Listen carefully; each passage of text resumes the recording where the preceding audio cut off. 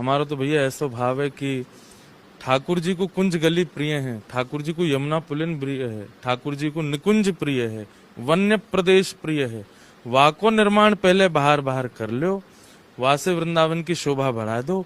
वाके बाद फिर सब ब्रजवासी इनसे पूछ के उनकी आज्ञा से फिर जैसे होना चाहिए आगे के प्रकल्प में जाना चाहिए। अब मंदिर पे तो सब लोगन को ध्यान जावे, लेकिन यमुना जी पे कोई को ध्यान नहीं जावे।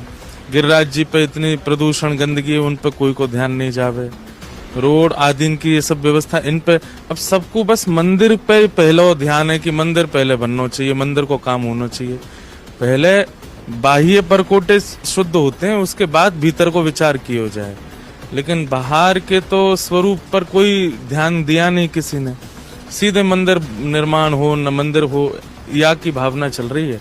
हमारा तो भैया ऐसा भाव है कि ठाकुर जी को कुंज गली प्रिय है, ठाकुर जी को यमुना पुलिन प्रिय है, ठाकुर जी को निकुंज प्रिय है, वन्य प्रदेश प्रिय है। वाको निर्माण पहले बाहर बाहर कर लो, वासे वृंदावन की शोभा बढ़ा दो। वाके बाद फिर सब ब्रजवासी इनसे पूछ के उनकी आज्ञा से फिर जैसे होना चाहिए आगे के प्रकल्प में। ठाकुर जी को घर है, निज निवास है।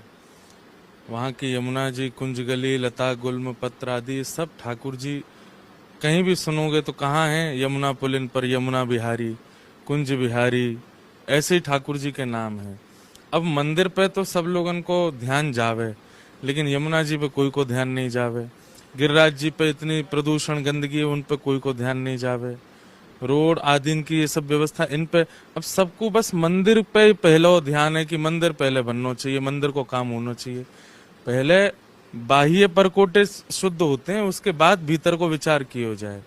लेकिन बाहर के तो स्वरूप पर कोई ध्यान दिया नहीं किसी ने। सीधे मंदिर निर्माण हो न मंदिर हो या की भावना चल रही है।